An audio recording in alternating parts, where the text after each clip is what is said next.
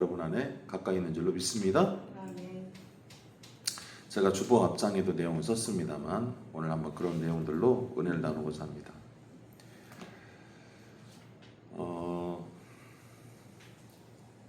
저도 그랬던 것 같아요. 2000년 들어와서 학교에서 배웠던 신학도 그렇고 또 사회적으로도 그렇고 그때 당시에 안티 기독교 운동, 그러니까 반기독교 운동이 우리 사회에 만연했습니다. 그리고 뭔가 무조건 믿어라 그런 것이 아니라 내 생활에 실제로 도움이 되는 그것이야말로 복음이 아닌가, 그런 이야기들을 신학교 교수님이나 선배 목사님들이나 또 신학교 다닐 때도 저희들끼리도 그런 이야기를 했어요. 그러니까 이런 것입니다. 예전에 제가 어릴 때 부흥 집회나 또는 담임 목사님 설교를 들으면 주로 그분들이 하나님의 말씀을 통해서 우리에게 알려준 메시지는 하나님께 기도해야 하나님 응답을 받습니다, 그런 내용들이었어요. 그리고 여러 간증들 중에는 정말로 꼭 필요한 것이 있었지만 그것에 대해서 이렇게 염려하고 노력해도 안 되던 것이 어느 날 어떤 분의 도움으로 그 문제를 해결받았다는 그런 간증들도 굉장히 많았죠. 근데 이러한 것들은 눈에 보이지 않고 더디고 오래 걸리기 때문에 사실 믿는 성도들에게는 똑같은 소원을 가지고 하나님의 살아계심을 확신하면서 더욱더 믿음으로 나가게 하지만, 그러나 현대화된 또 믿음이 없는 또 믿음에서 떨어져 나간 성도들에게는 그저 웃긴 소리에 불과할 수도 있습니다. 그래서 제가 서두에 요엘 선지자의 이야기를 했습니다만 이때 당시에 요엘 선지자가 그러므로 너희들이 이제라도 금식도 하고 기도도 하고 하나님을 열심히 찾아라, 그런 말씀을 전하게 되거든요. 그러니까 이제라도라는 표현 속에는 어떤 내용이 들어있냐면은 너희들이 지금까지는 하지 않았지만 또 오래된 것이라서 너희들이 많은 기대를 하지 않고 있겠지만 그러나 날이 임하였으니 이제라도 하나님께 너희들의 마음을 다하여라, 그 뜻입니다.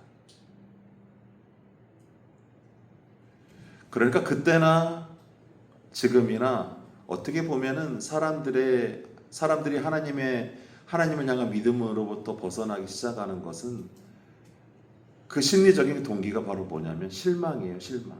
예를 들어 볼까요? 만약에 제가 목회를 하면서 제 아내에게 하나님을 믿는다고 떡이 나와 돈이 나와, 그런 이야기를 10번 이상 들었더라면 저는 목회를 하지 않았을 것입니다. 하나님을 믿는다고 아픈 자식이 병이 나 아니면 살아나, 그 말을 듣는다면 아마 그 역시도 마찬가지겠죠. 하나님을 믿는다고 성도들이 하나님 앞에 제대로 서기를 해, 그 말을 들었다 하더라도 저는 마찬가지였을 것입니다. 그러나 아내는 대부분 한 번도 그와 같은 말을 하지 않았죠.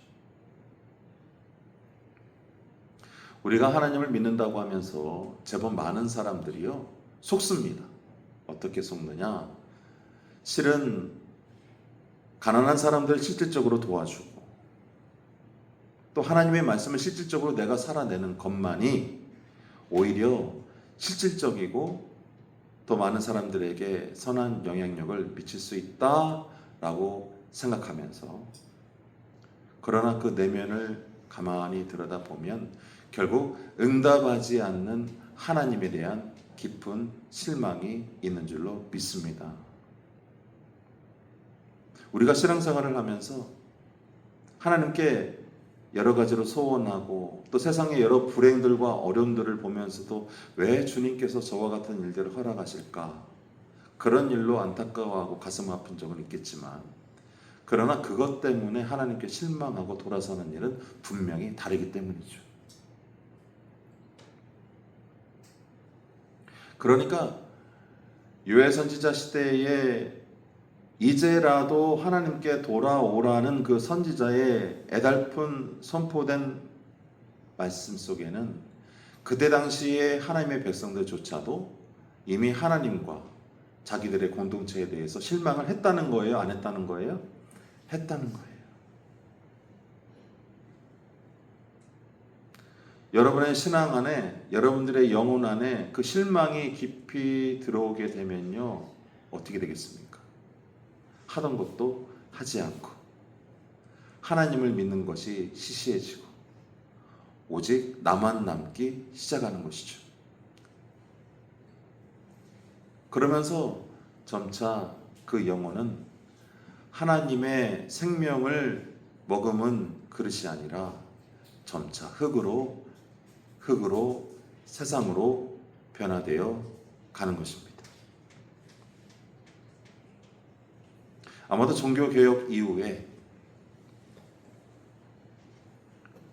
교회를 가장 괴롭혔던 것은 진화론이나 또는 성경을 이렇다 저렇다 비평하는 그런 성서학이나 그런 비평학이 아닐 수도 있어요. 왜냐하면 이것들은 그래도 적어도 교회를 반대하지는 않았습니다. 그러니까 우리도 세상의 학문이기는 하지만 그들의 비평학과 그들의 진화론조차도 그런 과학적인 노력들조차도 받아들이면서 하나님을, 절대적인 하나님을 믿는 일에 대해서 전혀 어려움을 겪지 않게 되었죠. 그래서 불과 100년 전만 해도 진화론이 선포되어지고 이 세상에 퍼지게 되고 현대의 포구가 활짝 열리면서 무신론적, 그야말로 나의 힘으로 살아내는 것이 진짜 가치 있는 일이다. 그것이 곧 내가 신이 되는 것이 진짜 하나님이 원하는 일이다. 그와 같은 시대가 시작되면서 교회는 없어질 것이다. 많은 사람들이 그때 당시에는 그렇게 판단을 했어요. 그러나 결과는 어떻죠? 니체나 마르크스나 여러 사람들의 그런 평가에도 불구하고 오히려 교회는 더욱더 확장되어서 아프리카를 포함한 아시아와 여러 세계 곳곳에서 지금도 핍박을 받으면서도 예수 그리스도의 믿음으로 세워져 있는 줄로 믿습니다. 그럼 뭐냐는 거죠.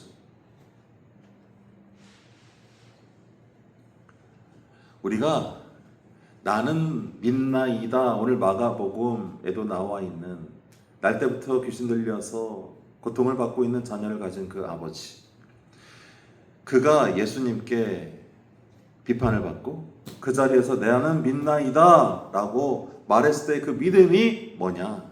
그것은 어쩌면 어떤 경우에도 이제라도 하나님께, 하나님의 이름으로 다시 믿음을 회복하고 하나님 앞에 자신을 드리는 일인 줄로 믿습니다. 그러니까 지금 이 아버지도 똑같은 거예요. 마치 요엘 시대의 이스라엘 백성들처럼 끊임없이 하나님을 향해서 실망하고 자기 자신에 대해서 실망하고 병든 자녀를 보면서 끊임없이 뭔가 해보려고 해도 무너졌을 그 가슴과 엉망진창이 되었을 그 가정을 한번 생각해 보세요. 거기에 무슨 소망과 희망이 있겠습니까? 그래서 됐다면 되라는 식으로, 아니면 그저 자기 숙명으로 받아들이고 기계적으로 그 아이를 돌봐야 했을지도 모르겠죠. 그러나 그 아버지는 아직 예수님을 만나지 못했기 때문에 그랬던 것이지, 그가 예수를 만나니까 어떻게 됐습니까? 다시 그 마음속에 있는 실망이, 그 마음을 차지하고 있는 실망을 떨쳐버리고 다시 주님 앞에 자신을 던지기 시작한 줄로 믿습니다. 그 증거가 바로 뭐겠어요? 제가 믿음이 없어요, 주님. 하지만 나는 믿습니다. 아니, 내가 믿음이 없다면 하나님 제게도 믿음을 주십시오. 저는 아까 전에 많은 현대인들이 또는 교회를 다니다가 저를 포함해서 시험에 들거나 실제로는 하나님의 말씀을 더욱더 잘 따른다고 하면서 실제로는 내가 신이 되어버리는 그런 현대적 무신론자들의 모습을 제가 설명을 드렸어요. 그리고 그들의 마음속에는 깊은 실망이 있다고 설명드렸습니다. 그러나 이들에게는 그 실망 덕분에 또 어떤 죄악이 나타나느냐? 쉽게 예단한다는 거예요. 모든 인생을 감찰하시고 판단하는 이는 누구십니까? 하나님이시죠. 그건 우리의 믿음이에요. 그러나 하나님을 떠난 사람들에게는 그런 하나님의 관점이나 저 높은 곳에서 모든 것들을 아우러 보시고 상 주시고 이끌어 주시는 그런 아버지와 같은 하나님은 자리하기 어렵습니다. 그렇기 때문에 그 실망을 근거로 해서 모든 판단의 주체가 내가 되고 쉽게 예단하기 시작하죠. 그래서 믿음이 없다는 것은 바로 예단하기입니다. 오늘 마가복음에 나와 있는 그 아버지도 마찬가지였죠. 그는 쉽게 예단했어요.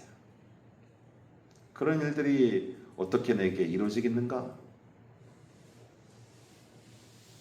마치 그런 마음으로 예수님을 대했죠.